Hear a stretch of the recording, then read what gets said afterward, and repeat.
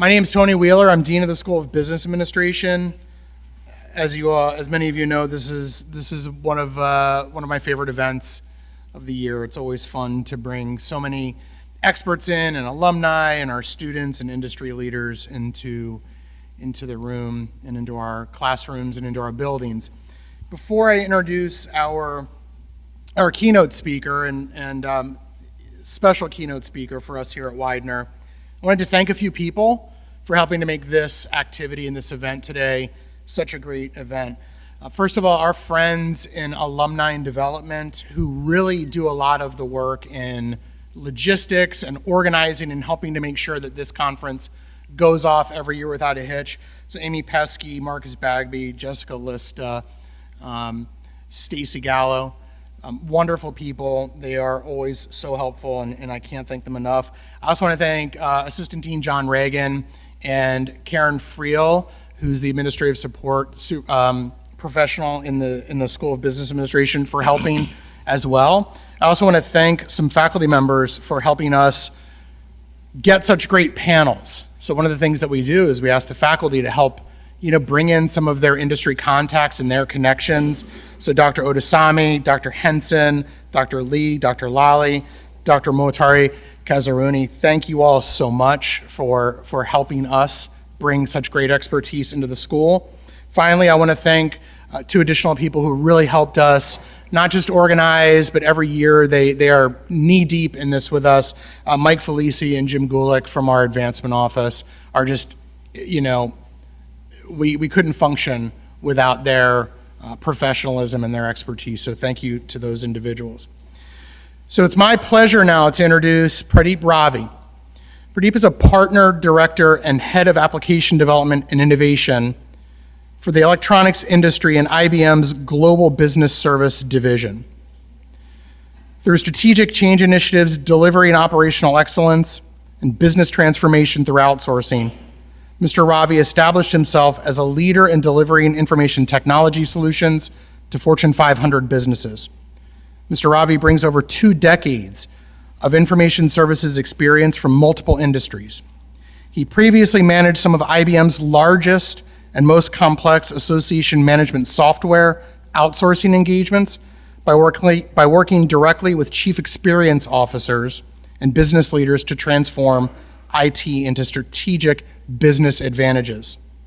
Mr. Ravi joined IBM's Strategic Outsourcing Division in 1995 as a subject matter expert in workflow automation and process reengineering. His personal areas of expertise include management consulting and business transformation through outsourcing.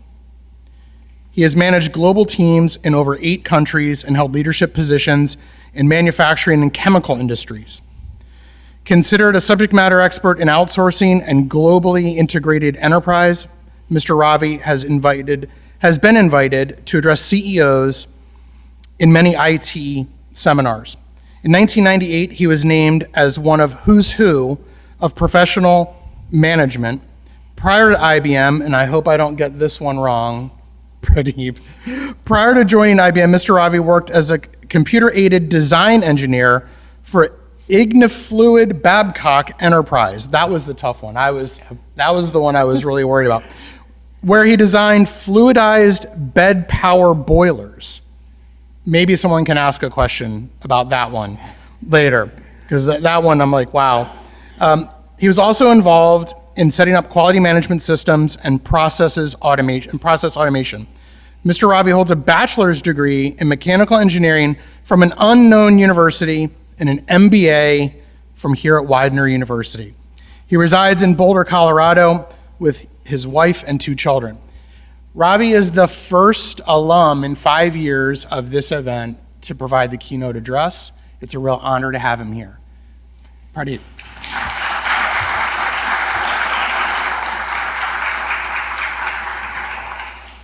First of all, thank you.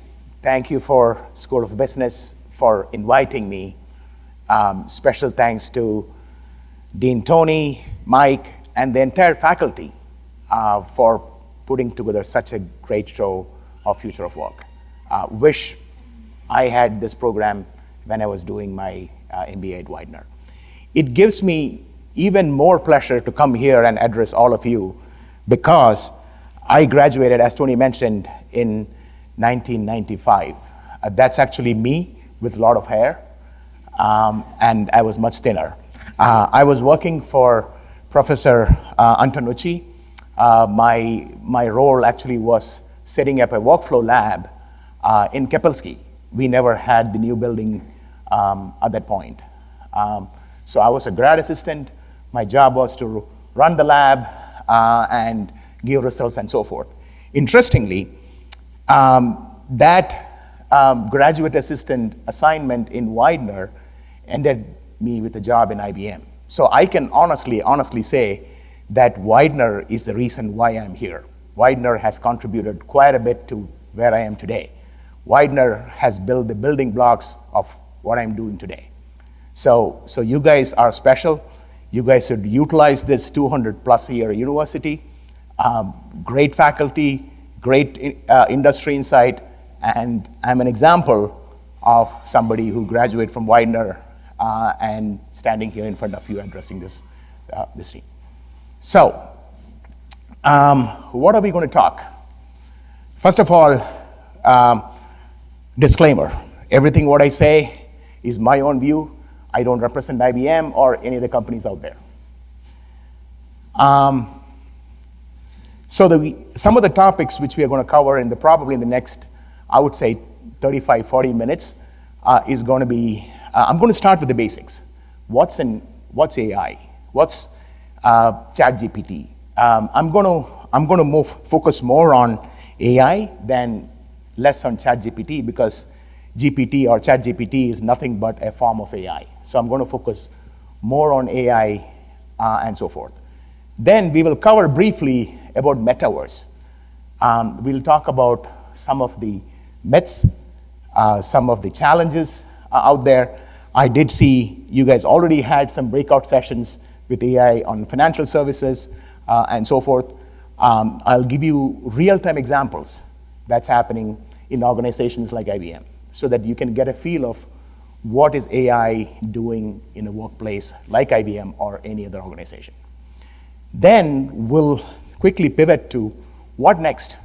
Okay, AI is there, metaverse is there, what's coming down the pipe so that you guys are prepared. Then, last but not the least, we'll talk about how you can participate in various events in Widener as we speak to enhance your career. What can you do? Because end of the day, it comes down to what you can do to your education, right? Widener will definitely facilitate, but you need to take the initiative. So we'll cover that. End of the session, we'll have a question and answer session. The first 5 questions, I've got some trinkets from IBM. The first 5 questions, we'll get that. I've also requested Dean Tony to give a homework to the faculty to pick the best question from the students. And the best question from the students will get $200 right after the show. So here's an incentive not to sleep and be attentive of this. Okay, I could not help but post this cartoon which I saw.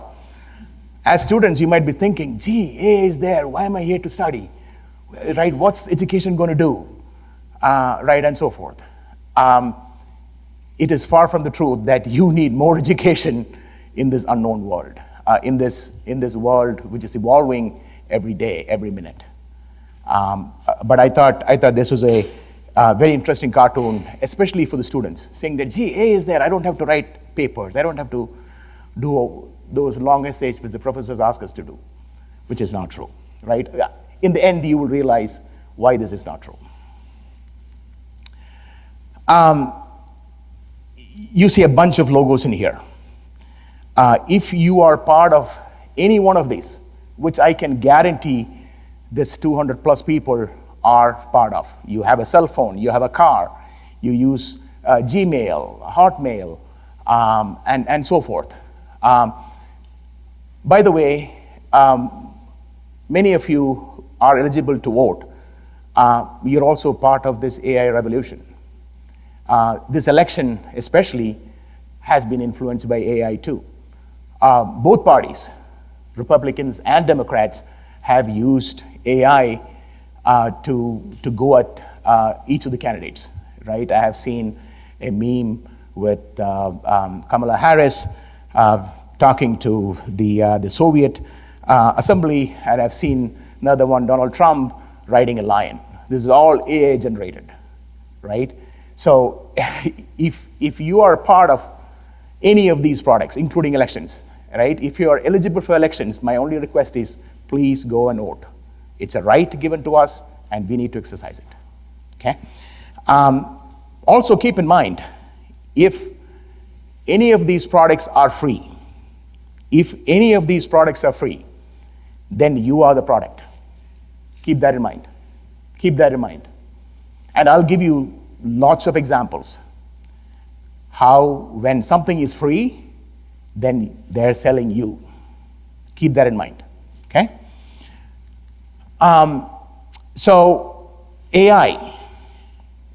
Here is, this is an eye chart. On the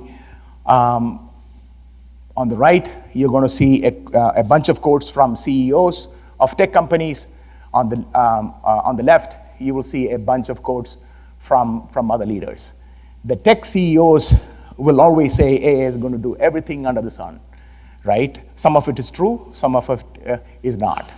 Other leaders are often pessimistic about AI. It's doom and gloom, if you want to call. The four quotes I would like you to look at is one by Arvind Krishna, the CEO of IBM. He says that AI is going to make higher quality and making work more productive. Absolutely true. And I will show you some real use cases. Jensen, who is the CEO of NVIDIA, said that metaverse is going to save cost. Is going to cut cost. Absolutely true. Again, I will demonstrate to you how they're doing it. On the other side, Alan says, if you spend an year in AI, you will start believing in God, which again is not true. The quote by Eliezer, I like this. By far, the greatest danger of AI is that people conclude too early.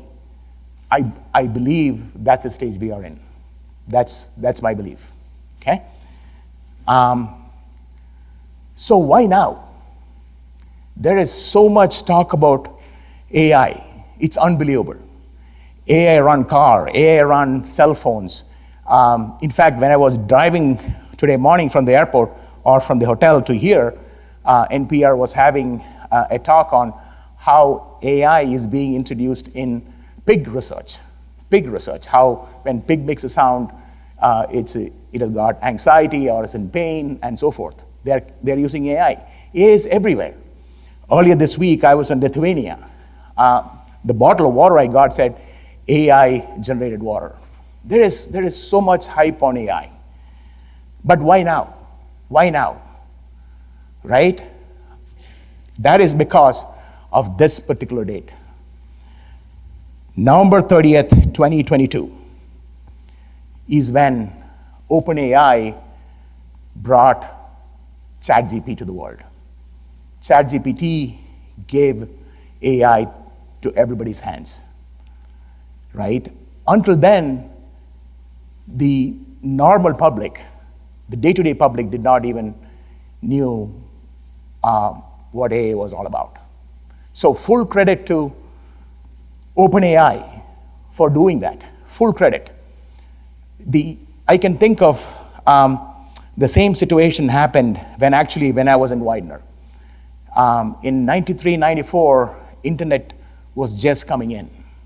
We used to use dial-up, right? Many of you might not even know what I'm talking about, but we used to use dial-up to log on to a machine in the University of Minnesota called Gopher.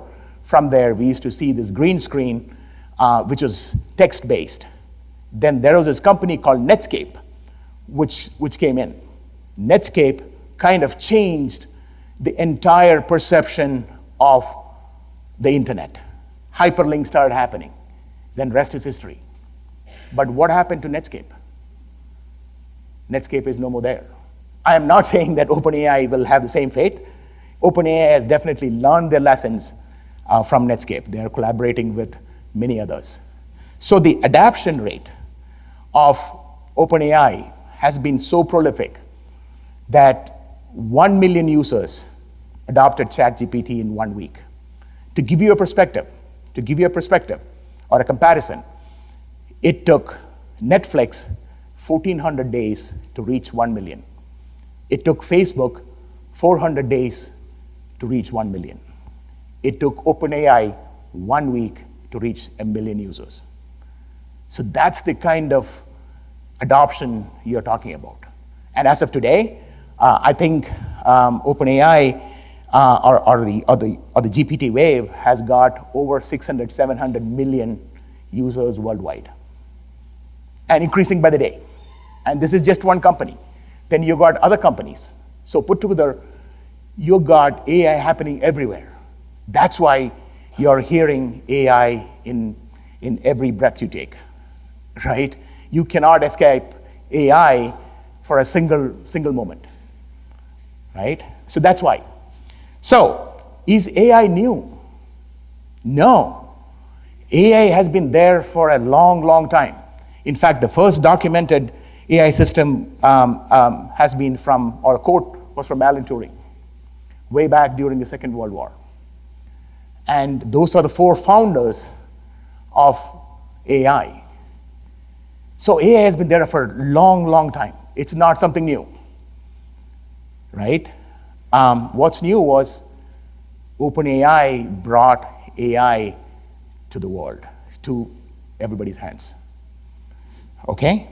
And within IBM, we actually tried to educate the public with AI long time back. In 1996 and 97, there was a machine called Deep Blue, which had a chess game against the world chess champion at that point, Garry Kasparov, right in Philadelphia. It was a 3-game series, which was conducted over a 6-7 month period. The first game was won by Garry Kasparov. Second game was won by Deep Blue. And the impact of machine beating a human being was so profound that Garry Kasparov refused to play the third game because he got so much hassled, saying that how can a machine beat a human being, right? So that was 96, 97. Fast forward, 2011, IBM had another machine called Watson, and a similar exercise was conducted with the Jeopardy champion, Jenkins, at that point. Even in that instance, the machine won. So you can imagine that machine had to learn, voice, synthesize, pick up data from the humongous database, and translate and give back the results in a few seconds. Those were the initial days of AI, which IBM tried to do it. And we have come a long way from there. So AI has been there for a long time. So when somebody says AI is new, it has been the last 18 months, absolutely wrong. AI has been there for a long time, okay? So let's get down to some basics here so that all of us are on the same page. What is ChatGPT or GPT? It's nothing but generative pre-trained transformers. Pre-trained is the key word. It's already pre-programmed. Huge amount of data has been collected. OpenAI did it with the internet. It's pre-trained, right? It's already, the algorithm has already been pre-trained, right? So it will give you answers as if it's a human answering it. As if it's a human. It's not a human. As if it's a human answering it from the information that it has digested. You would hear languages like large language models, small language models, nothing but collection of huge data points. Technology, what has evolved over the years is that initially it used to be only text-based. Now, these databases can churn out text, photographs, voice, videos, you name it. Any digital media can be used. So the power of the database or the information which has gone in has exploded. So that's the difference which has happened. Now, let's set the basics on metaverse.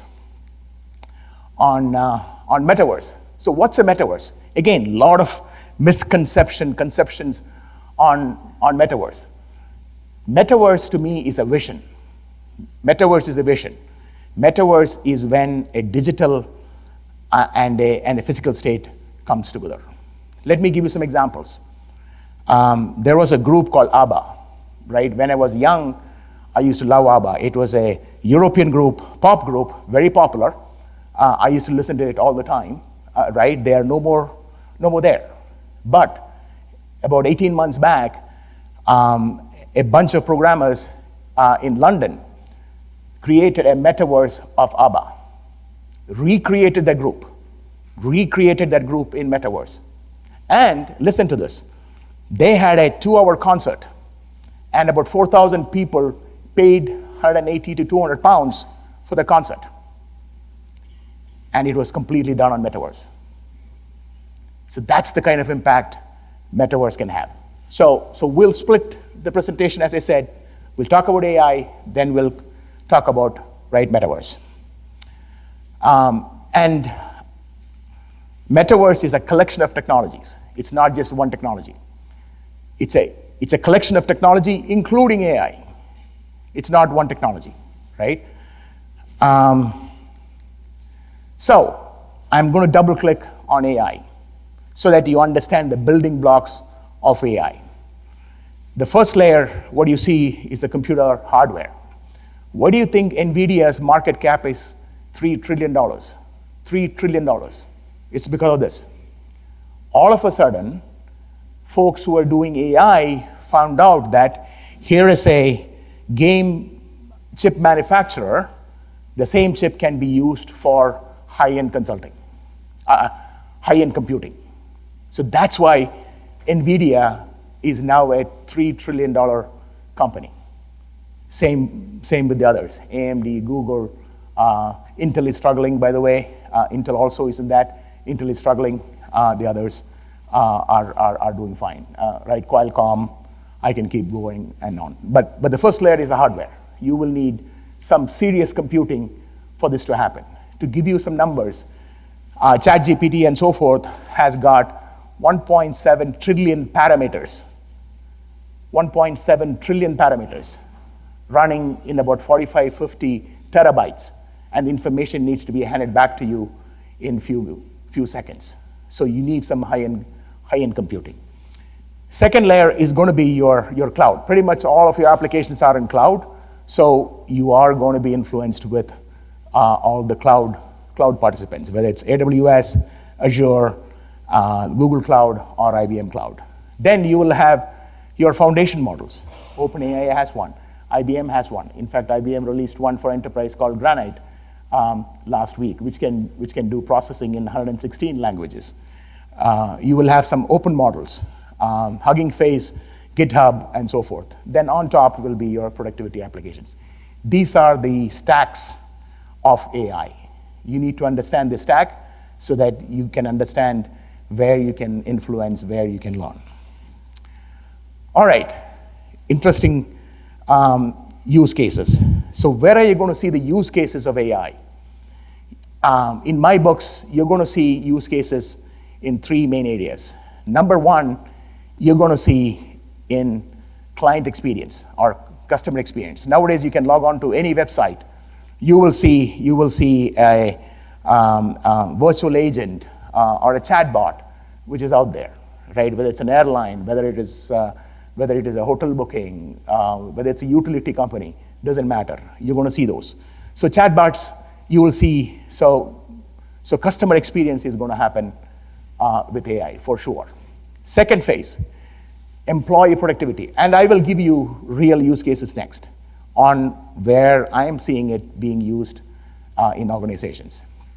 Last but not the least, you're going to also see the optimization of business processes, right, of companies. So for example, even for this presentation within IBM, we have a engine called Consulting Assist. I actually asked the Consulting Assist to give me a skeleton for a presentation like this. It gave me a skeleton saying that here are the topics, potential topic. Did I use it fully? Probably not, but it gave me some real good pointers. That's what I did. Okay, you're going to see lots of productivity examples too out there. So use cases. This is an use case which I had myself. Last month, I was going to Chicago to attend a wedding. I went to Priceline to book a car. Right after I booked a car, the virtual agent, powered by AI, see there, powered by AI, suggested, hey, if you're going to Chicago, here are the places you should go. What the machine did not know is I was going to Chicago for a wedding and not for sightseeing, right? So it'll give you generic, canned, predefined answers.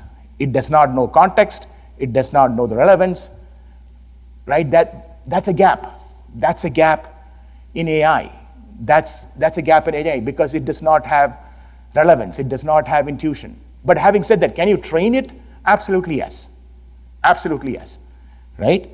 Second example, within IBM, we have a system called Ask HR. This is a system which IBM has developed over the last 4 to 5 years, wherein which most of the HR functions within the company can be done by this AI engine. Let me give you an example. Before Ask HR, if I had to transfer an employee from my department to another department, I would reach out to my HR person. HR person would reach out to the receiving manager, whom I'm going to transfer that employee to. And then there will be a 3-way conversation, and then the HR would initiate the transfer of the employee who used to be in my department to the new department. In the new world of AI, I go to Ask HR and say, employee transfer. It gives me an option. The next option is initiate the transfer. Right after that, if I click at that, it'll give me all the employees in my organization. I need to click that employee, and it'll say, give me details of the receiving organization, and boom, the transfer happens. So you can see, it used to take 2 to 3 days. 2 to 3 days. It takes probably 3 minutes to do this, or even less. So you can see the productivity gain. So you might say, gee, I mean, that's nothing, right? That's fine. But imagine in a company like IBM, where we have close to 275,000 employees, saving 2 days times 275,000. That's a lot of hours saved, which we can redirect to something else which is more meaningful to our clients and to be more productive.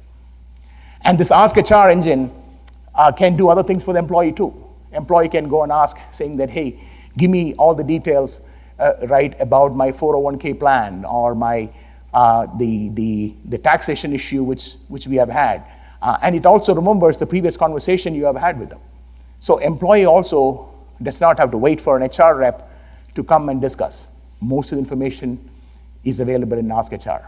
I can honestly say, within IBM, I think about 80 to 90% of the HR activities I need today can be done with Ask HR. So here is another example, right? Same example can be used with coding. Lots of developers and so forth use AI to expedite their coding, reduce the cycle time, right? Reduce the launch period of a product, so and so forth. So it's a great tool which can be used out there. Third example, which I'm sure most of you, right, would have seen. When this was a screenshot of my phone. When I opened my garage, which is connected to the internet, at 5:30 in the evening, it automatically knows that I'm going to be driving to YMCA to play racquetball, right? So automatically it sends the information to the internet to the phone. The phone gives me 20 minutes to YMCA from my house. As I said earlier, if the product is free, you are the product. I never asked them to monitor any one of these, right? I mean, this is something which all of you would have already experienced. If you're using Siri, Google Home, Alexa, and so forth, you might wonder that these instruments are listening. Absolutely, it is listening. Absolutely, it is listening. Let me give you an example. Me and my wife were talking about some vacation plans, and all of a sudden we switch on the television, we see vacation ads. It's not a coincidence. It is not a coincidence. So what happens? Somebody has captured this information, sold it to somebody else for money, and that somebody else is streaming the same information back to us, right? So if the product is free, you are the product. Keep that in mind every time, right? Nothing in life is free, as far as I'm concerned. Okay, so where is AI heading? This was a survey done by about 2,000 AI scientists last year. 2,000 AI scientists. Almost about 70+% said that AI will not be able to explain its decision, right? Because it's all pre-programmed. People put in junk comes out, right? You can't really explain, right, what's going on, right? So that's what 2,000 scientists, I mean, who does AI for a living, has said. They have also said you can use AI for deep fakes, wrong information, create divides within within economies. You can have huge disruption, right? In these wars, the two wars which are happening today, I've been reading that AI has been used for in Ukraine as well as in Israel and Palestine war, right? For military purposes, right? So you can use the same technology for some bad things too, right? Such is the nature with any technology, by the way. This is not specific to AI, right? We have seen that in other places. So, the myths of AI. AI is new. As I said, when somebody says AI has been there, AI was founded 2 years back, wrong. AI works like a human brain. No, it actually tries to mimic like a human being, but human brain is probably the most powerful computer which is out there. So human brain cannot be replaced. AI will kill jobs. Like any technology, if you don't adopt, if you don't embrace, if you're not swimming in the stream with AI, then yes, your job will get displaced. And that's true for any technology changes. If you talk to somebody who had a horse car garage, would say that when automotive came, sure, their job got displaced, until otherwise the horse car garage learned how to drive. So you need to change, you need to adapt, you need to embrace to the changes that is coming down the way. Benefits, we spoke a bit about the benefits, huge benefits, cost savings, speed to market, time to program, time to calculate, right? We can talk about this on and on. We can also talk about some of the challenges. I'm sure in the previous sessions you have had in the morning, you would have heard how AI can be misused. There was this hedge fund, Capital Hedge. They lost about, I think, $400 million because of a wrong algorithm. So AI can have some negative impacts too, because you're so much dependent on the machine to do everything. There is no checks and balances, right? Biases, absolutely there'll be biases. Because the data below, if the data is not clean, you're going to have biases. It's like garbage in, garbage out, right? That's why there is lots of talk about regulation on this topic, right? Every CXO, every tech head is discussing with Congress and Senate and so forth, what are the guardrails which we need to put in place, right? But the guardrails cannot be so stringent that you cannot stifle the growth, or it should not be so hard that it does not allow the seed to grow. Legal aspects. There was a case, I think last year in Virginia, wherein which this lawyer actually completely made up a case using one of the AI engines, and the judge was smart enough to figure out that this was a made-up case and threw the case out. So even the Chief Justice, Robert, had an article saying that new regulation in law needs to be brought in. And apparently there are now chat GPTs for law. You can actually go out there and see, right? So AI is there everywhere, right? We need to use it responsibly. Ethics, same thing, right? We will have to, right? Is it right? Is it right to use AI to hack into the stock market, right? I mean, those are difficult questions which needs to be answered. Security and power consumption, huge thing. I told you about the size of these GPTs. The power consumption is also humongous. Google recently, I think last week, signed up with a power manufacturer to generate additional 500 megawatts, which is enough to power New York for a week, because they needed that additional power to run the AI farms, right? So that's the additional power that is going to be required to do this. Security, huge aspect, right? With the current advent of technology and so forth, your current existing security can be hacked or potentially can be hacked, right? Okay, let's now quickly switch to metaverse. Metaverse, as I said, is a vision. It's a collection of technologies. It's a merger of the digital and the physical world. And thanks to company Meta, who's popularizing this, right? You're going to see this in real estate. You're going to see this in automotive industry. You're going to see it in education, computers, of course. I won't be surprised even at Widener University sometime down the road, right? You don't have to come for a college visit. You can sit at home, wear a goggles, right, or a headset or whatever, right, and walk with somebody who's doing the college tour, right? It will happen, right? It will happen. Some of the use cases of this, you're going to see lots of training by doctors. Doctors can train on new surgery techniques and so forth using metaverse instead of actually experimenting on a real patient.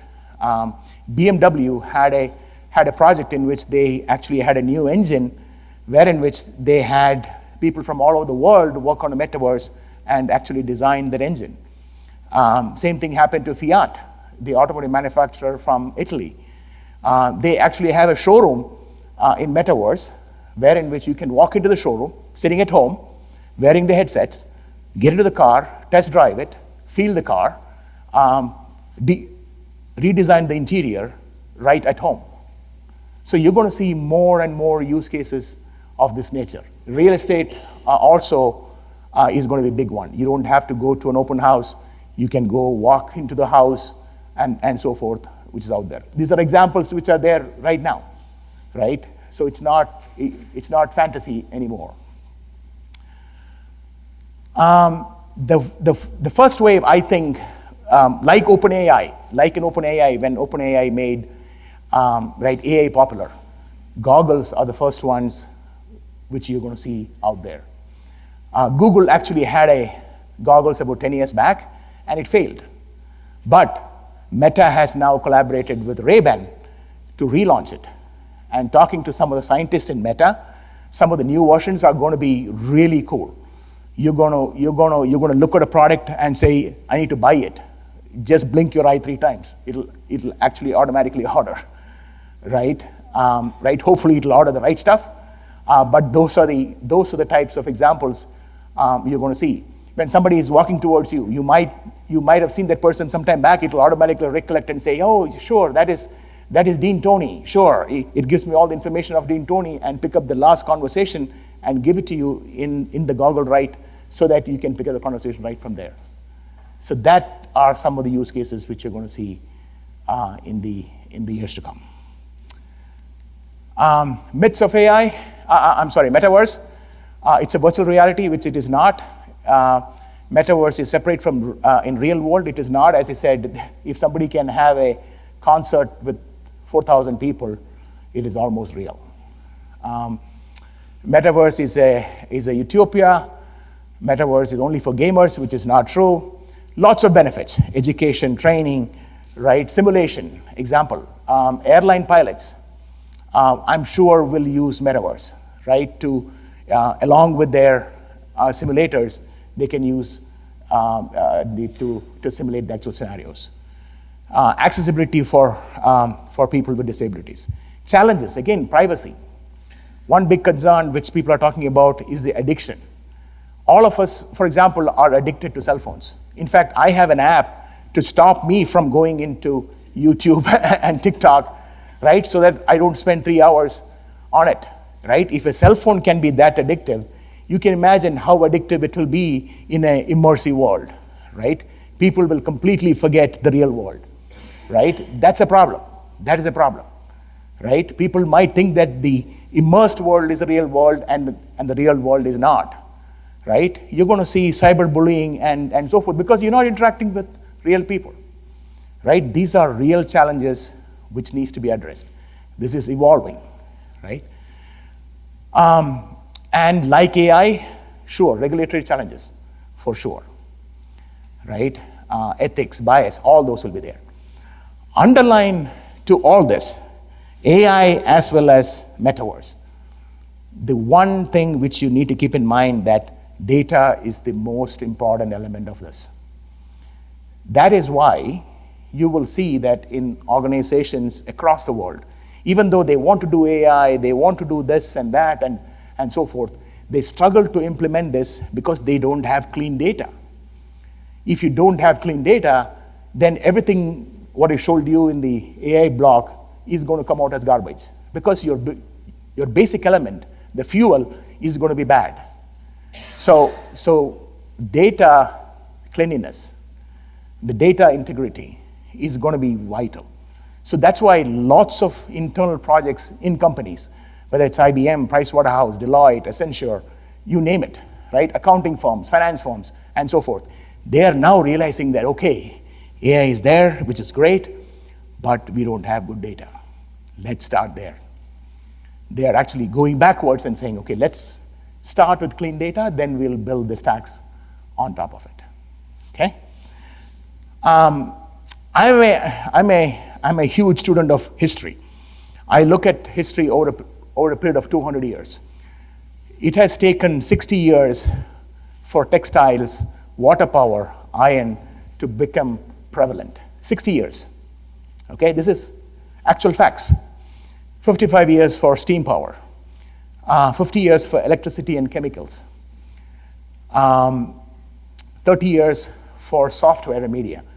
And we think that the new way of AI and so forth is going to be 25. I would argue it would be less than 25 because the rate of adoption, the rate of inclusion which is happening across is going to be so fast that it's going to be less than 25 years. You're going to see this everywhere. You're going to breathe this. Like internet. When I was in Widener in '93, if somebody said internet would be what it is today, I would not have believed, right? So that's where you will be 20 years down the road with AI because the adoption rate is so high. Gartner actually has this very interesting hype chart which talks about where it is as of today. As you can see, that red dot is where Gen AI is about. Gen AI is nothing but it actually generates results. AI typically means it will give you answers when you ask a question. Generative AI basically means that all you need to do is give a starting point. So for example, Gen AI, all you need to do is you can say, once upon a time, it'll give you a story, right? I don't have to ask a question. So that's where we stand. So what next?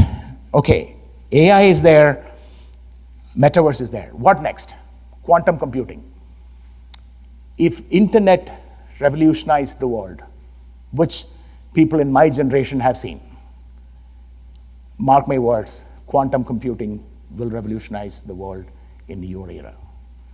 Quantum computing is nothing but the current computing on steroids, right? You're going to have so much computing power at your hands that it'll be unbelievable effort to make things happen, which are hard now. Simple things. How do you solve cancer? How do you solve Alzheimer's? IBM is signed up with Mayo Clinic to do some research on that front. Quantum computing is going to power AI much more, obviously, right? So within IBM, there are 3 leaders in this space. IBM is a leader. Second one is Microsoft. Third one is Google. And these are measured by something called qubits. So IBM currently has a quantum computing which is about 1,000 qubits. I think Google has about 150, and Microsoft 120 qubits, right? Even with this, we are already solving problems which we could not. Some parts of some parts of quantum computing was used in getting the vaccination for COVID, which all of us are familiar. Record time, right? We were able to get a vaccination out there, right, in about 14 months, which typically took 6-7 years. So that window is going to collapse, right? You're going to see quantum computing becoming more and more prevalent out there. I believe by about 2026, 27, you're going to see quantum computing in a much more broader way, right, out there, right? It'll be almost like a SaaS model, pay by the drink kind of model, use it, and so forth, is going to be the model. Because these projects are extremely capital intensive, right? Some of these machines actually cost billions of dollars. So no organization can afford to have these. So they will buy the services, right, from other organizations which are there. So keep this in mind, quantum computing. So as students, what should you do, right? If you ask me, your comfort zone is a danger zone. If you do nothing, you're going to lose out. You are absolutely going to lose out. Utilize the education in this great organization, great educational institution which has been there for 200 plus years, right? Put it to use, right, to your work. Start a project within Widener, right, along with faculty, along with your classmates, and so forth. Experiment with this, fail, learn. That's how you become better and better. So in my books, you need to have some hard skills. You need to have some basic programming languages like Python, data analytics, lots of modeling, business skills, negotiations, because at the end of the day, you're going to be negotiating, right, with folks and so forth. You need to have financial skills. How do you write a business case? Because at the end of the day, all organizations are going to say, is it going to reduce cost, increase my revenue, and so forth. So you need to learn these skills while at Widener, right? This is where you can harness those skills. Along with this, you can also have soft skills, organizational skills, people skills, cultural skills, cross-cultural skills, right? You can also have the market awareness skills also developed here. Do projects here, work with the faculty, classmates, and you will not be in the sidelines in this revolution, right, which is happening in front of our eyes. Like anything else, the road to success is always under construction. Thank you so much. Thank you for listening. Hopefully this was useful.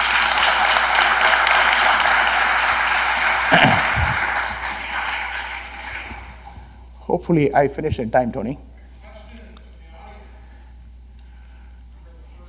First five student questions get a cricket.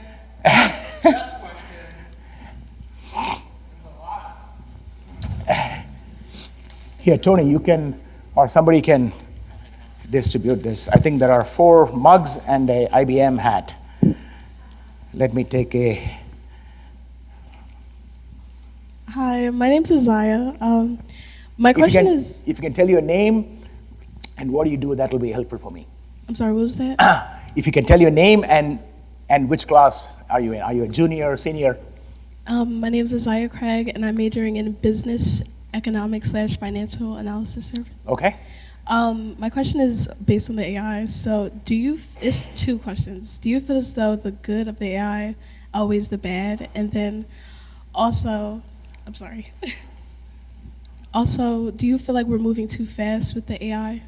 are at a good pace? So first question is AI good or bad? Like, does the good that the AI bring outweighs the bad? I think if you ask me personally, there are more good than bad. I mean, any technology, there will be bad things. Any technology, there'll be bad things, right? When internet came in, there were bad things happening, right? But the pluses will outweigh the minuses. So to me, I think more benefits people are going to gravitate towards the more benefits, as I showed you, the productivity gains, decrease in cost, and so forth is going to gravitate towards that, less to that. And your second question. Do you think we're moving too fast with the evolution of AI? I don't know. I don't know. It's as you saw in that history slide, we are going faster than any other technology adoption, right? It took 1 week for 1 million adopters compared to other technologies. So I think more people use it, more adoption rate will increase, and more use cases will come. Good use cases. There will be some bad ones too. More will come. So I personally think, I don't think there is nothing like going too fast. You won't get a speeding ticket for this. Thank you. All right, thank you. All right.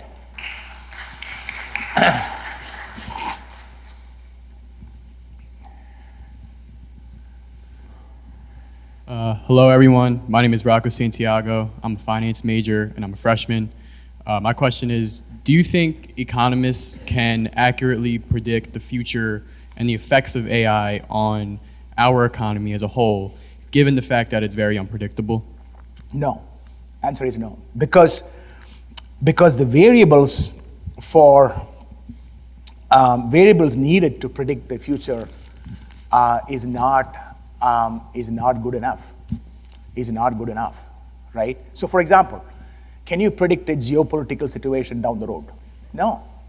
Then how do you factor that into the equation? You can't, right? So the unknowns are more, right? You can do some sort of a modeling with the current set of information which we have. It can give you a result, but the reality is going to look completely different because there are going to be other factors coming into the place. So for example, there can be a hurricane, the one that recently happened in Florida, 2 of them, right? It can disrupt the economy. COVID can disrupt the economy, right? So I mean, how many set of variables will you put in? You can only work with known variables. Unknown is still unknown, right? So answer is, I don't think AI can predict the future or tell you where the economy is so that you can invest in stock today and make money tomorrow. No.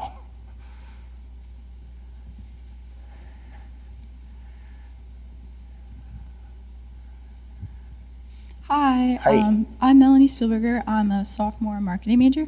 My question is, earlier you mentioned like the ethics behind AI, and I was wondering if like you or any other AI people in the world had an opinion on who would be responsible when AI makes a decision or any type of like data choices that later down the road turn out to be unethical or harmful in any type of way. Who would be held responsible for that? Yeah, that's a good question.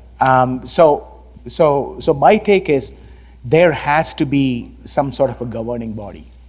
The governing body, to me, should consist of technologists, economists, finance, all walks of life, right? It should be an independent body outside of the government, if you ask me, outside of the government. Because if you put it in the government, then government will start controlling everything.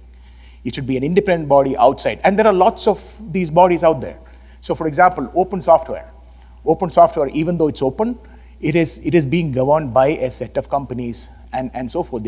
I mean, it's not that you can just write code which is malicious. So there has to be some body outside.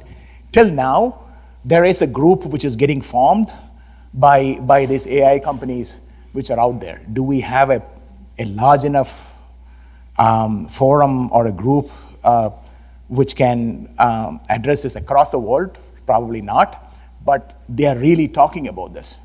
they want to have some guardrails. They want to have some standards. They want to have some governance to it, so that you can't put malicious data right into the mix, right? And you will see that evolving, right? I think it'll be a body outside of any government. I think it is going to be nation specific. I don't think there'll be one for worldwide. It might be for nation specific. It'll be outside of the government. I think that's a good question.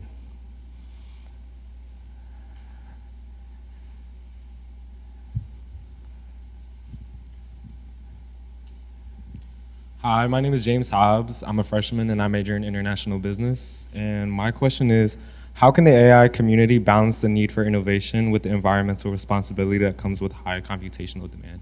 Because I found it very interesting about how much energy it takes to generate AI. Up till now, unfortunately, the AI community is not looking at sustainability as a problem.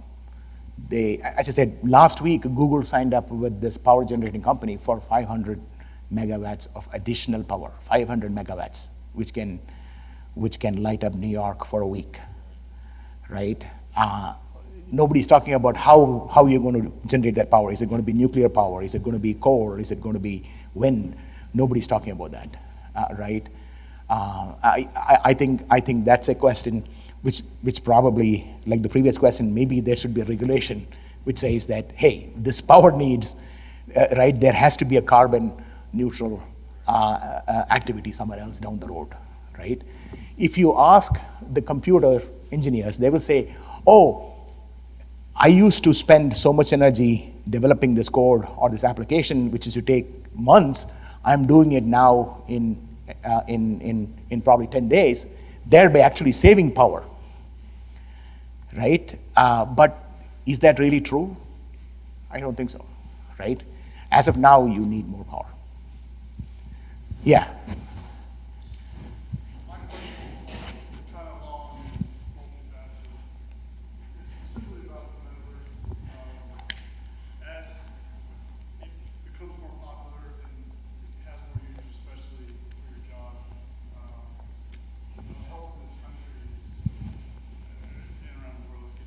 Yes. Obesity, heart disease is becoming the leading killer. At what point, or is anybody talking about people falling in love with their self-created metaverse person and it creating depression and suicidal thoughts with their reality body, and they want to spend more and more time because they can make themselves who they want to be, who they idolize themselves to be. And I know you said it's not a virtual world, but in reality, you could potentially make your avatar Absolutely. what you want, achieve what you want. You're going to spend more time on the metaverse, which could in turn lead to less physical activity, which could just exacerbate the problem. Is anybody talking about it? It's cool that this is going to create an amazing world, but in 20 years, if everybody's dying or is super sad, did it actually accomplish anything good?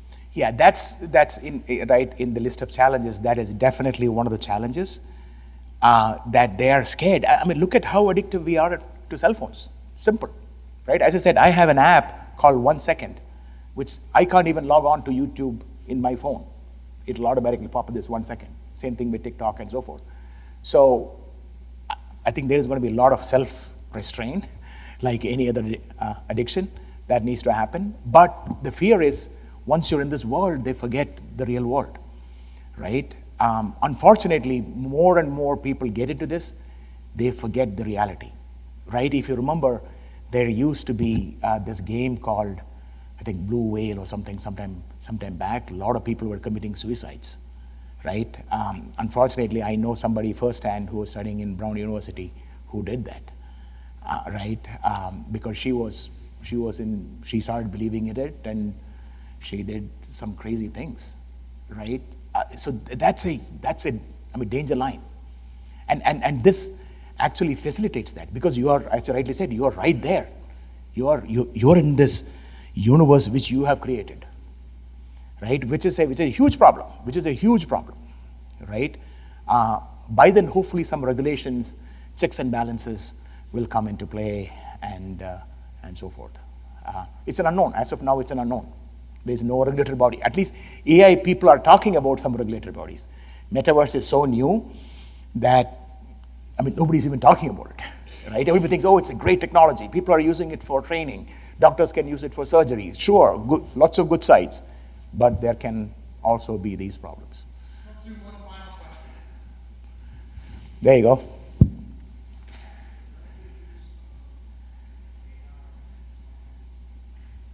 Can you speak up?